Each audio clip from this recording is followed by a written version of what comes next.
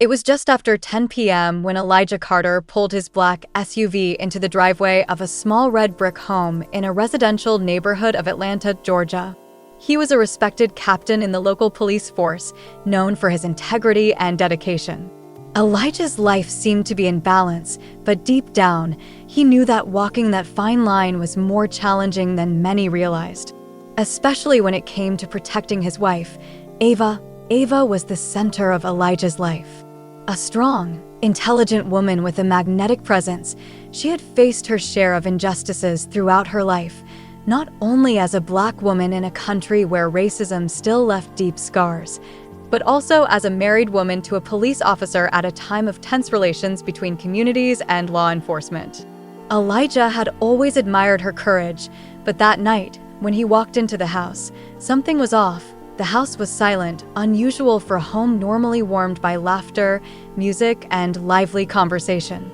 The living room was intact, but there was a palpable absence. He called Ava, his voice echoing through the house.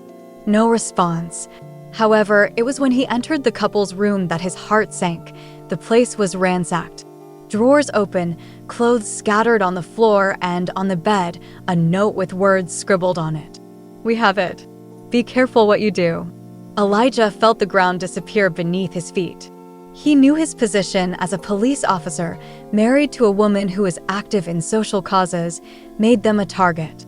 Ava was a prominent attorney who advocated for victims of racial injustice, and her determination to expose uncomfortable truths often made those in power uncomfortable. But the idea that someone might touch her made him see red. He called the police station, trying to remain calm, but the answer he got was yet another blow. Ava Carter has been arrested on suspicion of involvement in a fraud scheme, the sergeant said over the phone. Elijah was speechless. He knew this was a setup. Ava would never get involved in anything illicit. He demanded details, but information was scarce. Worse still, he was told to step away from the case. That night was long and sleepless. Elijah tried to access records, to make contacts, but all doors seemed to close before him. It made no sense.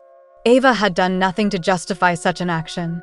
He knew there was something much bigger behind it, but he still couldn't see the full picture. At dawn, news began to circulate. Lawyer involved in fraud scheme arrested, read a local website. The comments were a mix of support and criticism, but what hurt most was the racist connotation that some comments carried. As a police captain, Elijah was used to dealing with social tensions, but now it was personal. Determined to clear Ava's name and bring her back, Elijah began investigating on his own. Using old contacts and his own experience solving complex cases, he discovered something alarming. Ava had become embroiled in a legal dispute with a powerful local businessman whose influence extended to both the private and public sectors. This man, Chief Whitaker, was known for manipulating the system to target his enemies. Elijah began to suspect that Whitaker was behind Ava's arrest. At the end of the first day, Elijah found himself standing in front of the mirror, his uniform still immaculate, but the man looking back was broken. Ava's words echoed in her mind, "Never let fear stop you from doing what's right." He knew he had no choice. He needed to act, even if it meant putting his own career and safety at risk. Elijah spent the next morning digging deeper into Chief Whitaker's connections. He knew he had to tread carefully. Whitaker wasn't just a wealthy entrepreneur. He was a man with allies in every corner of the city, including within law enforcement. As Elijah sifted through files and whispered to trusted colleagues, a picture began to emerge. Ava's recent pro bono case involved uncovering fraudulent land deals tied directly to Whitaker. Ava had been representing residents of a predominantly black neighborhood that was being systematically displaced under the guise of urban renewal. These residents were being coerced into selling their homes for a fraction of their value. When Ava uncovered forged signatures and manipulated documents, she filed a complaint that threatened to unravel Whitaker's empire. Elijah's gut tightened. It wasn't just about silencing Ava. It was about sending a message to anyone else who dared to challenge Whitaker's authority, but as he tried to gather evidence to prove this, Elijah found himself stonewalled at every turn. Files were mysteriously inaccessible, Key witnesses refused to talk, and a vague warning from his superior officer made it clear he was being watched. "Captain Carter," the chief said in a low voice, "I know Ava's innocent, but you're stepping into dangerous territory. If Whitaker is involved, he'll bury you both. Be smart." Elijah couldn't let fear dictate his actions. That evening, he visited one of Ava's closest friends, Naomi Grant, an investigative journalist. Naomi was sharp, resourceful, and, most importantly, unafraid of the truth. Over coffee at her small apartment, Elijah laid out everything he had discovered so far. "Whitaker's got too much power," Naomi said, her fingers flying over her laptop as she started pulling up records. "But power leaves a trail. If he orchestrated this, there's evidence somewhere." Hours later, Naomi hit pay dirt. She found a series of payments from one of Whitaker's shell companies to a high-ranking officer in the department. The dates coincided with Ava's arrest and the subsequent charges filed against her. It was enough to raise suspicion, but not enough to take to court. "This is a start," Naomi said, her eyes blazing with determination. "But we need more. Something undeniable." The next day, Elijah decided to confront one of his colleagues, Officer Trent Hale. Hale was known for being close to Whitaker, often acting as a go-between. Elijah waited until Hale was alone in the locker room before approaching him. "Trent, I know you're involved in Ava's arrest," Elijah said, his voice steady but full of restrained fury. Hale flinched, but quickly masked his reaction with a smirk. "Careful, Carter. You're making accusations you can't back up." "I'm giving you a chance to come clean," Elijah pressed. "Because if I find proof, and I will, you're going down with Whitaker." Hale's smirk faltered, and for a brief moment, fear flickered in his eyes. "You have no idea what you're dealing with," he muttered before storming out. That night, Elijah received an anonymous tip.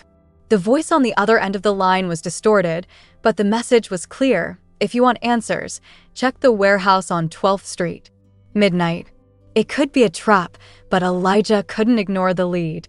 He arrived at the dimly lit warehouse, his hand hovering near his holstered gun. Inside, he found a file tucked beneath a stack of old crates. It contained copies of emails, bank statements, and legal documents linking Whitaker directly to the fraudulent schemes Ava had been exposing.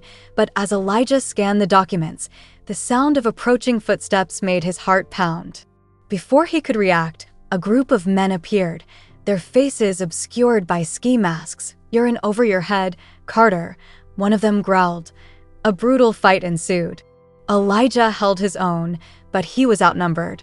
Just as he began to falter, a deafening siren blared outside.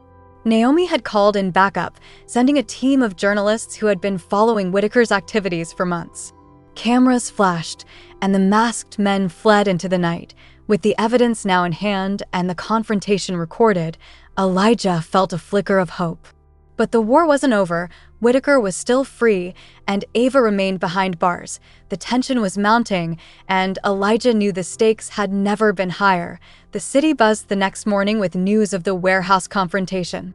Footage of masked men fleeing the scene aired on every local network, and whispers of corruption within law enforcement reached every corner of Atlanta. For Elijah, it was a bittersweet victory. While the evidence recovered was damning, it wasn't enough to directly implicate Whitaker in Ava's arrest. He needed more, and time was running out.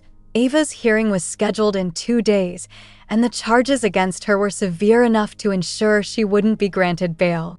Elijah knew that once she was transferred to a federal holding facility, getting her out would be nearly impossible. As he sat in his office, poring over the recovered documents, Naomi burst through the door, her laptop in hand. "Elijah," she said, her voice tinged with urgency. "I found something." One of Whitaker's former employees, an accountant named Brian Delaney, filed a whistleblower complaint a year ago. It got buried, but I managed to dig it up.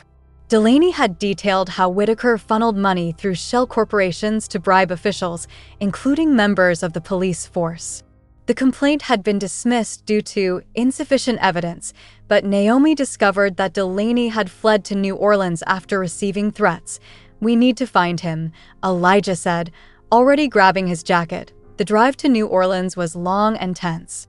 Naomi had managed to track Delaney to a rundown motel just outside the city.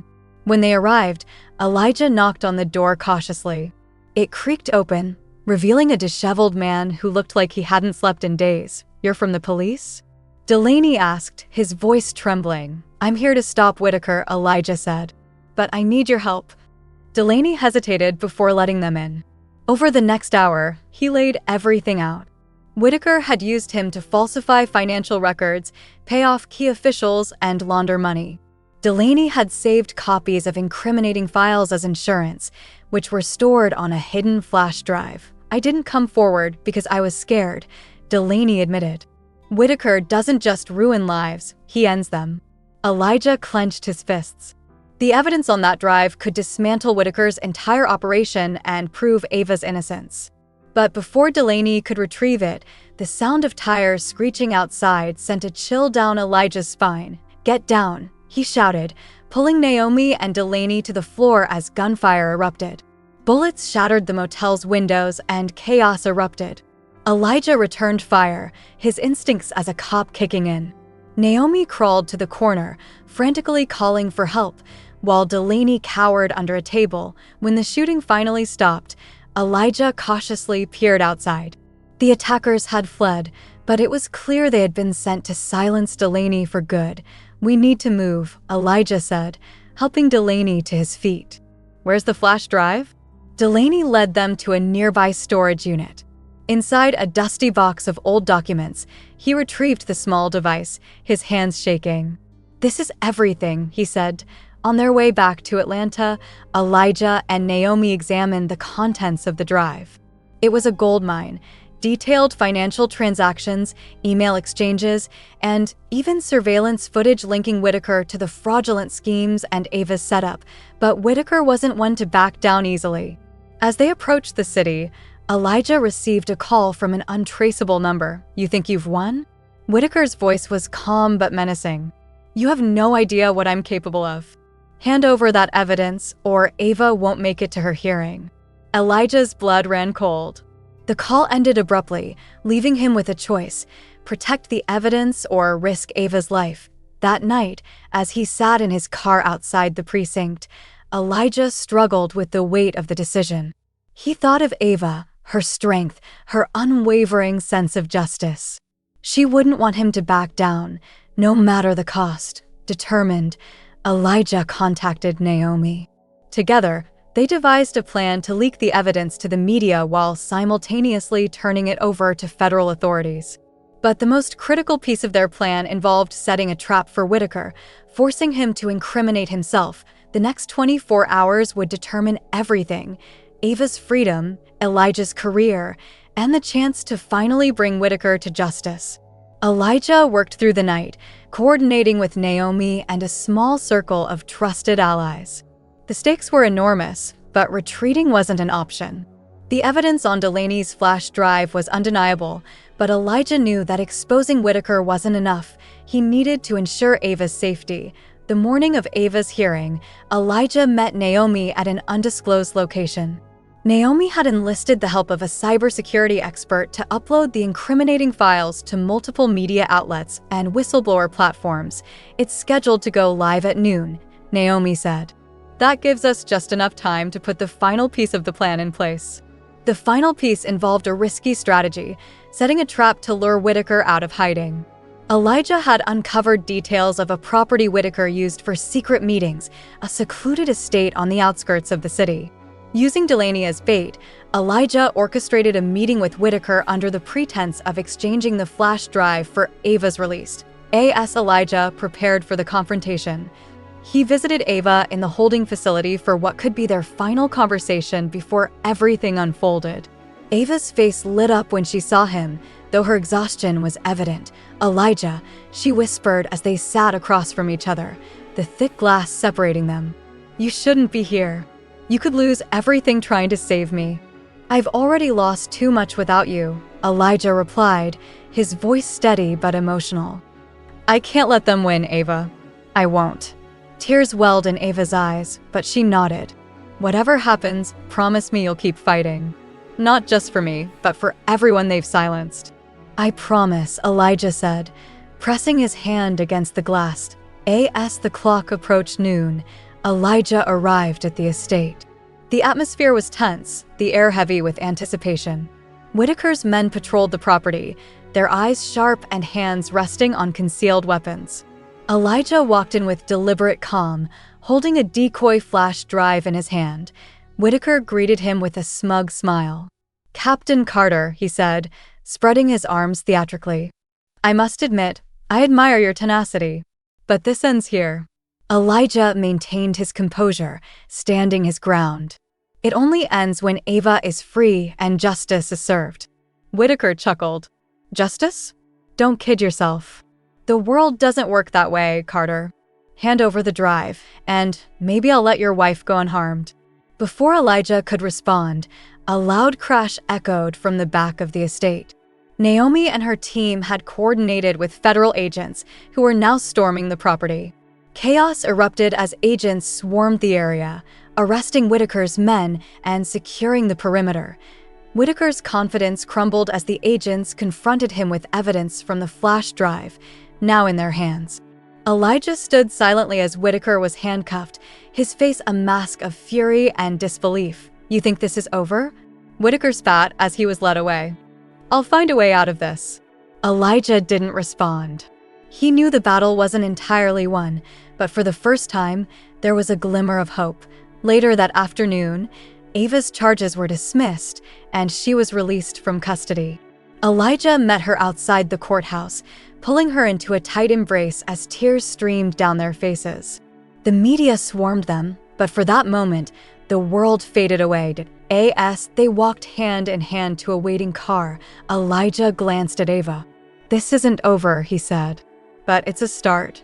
And it's enough for now," Ava replied, her voice steady. Their fight against corruption was far from finished, but they were stronger together and ready for whatever came next. The days following Whitaker's arrest were a whirlwind. While the evidence on the flash drive was enough to spark an investigation, Elijah and Ava knew that Whitaker's network of influence ran deep. True justice required dismantling the entire system he had built, and Whitaker wasn't going down without a fight.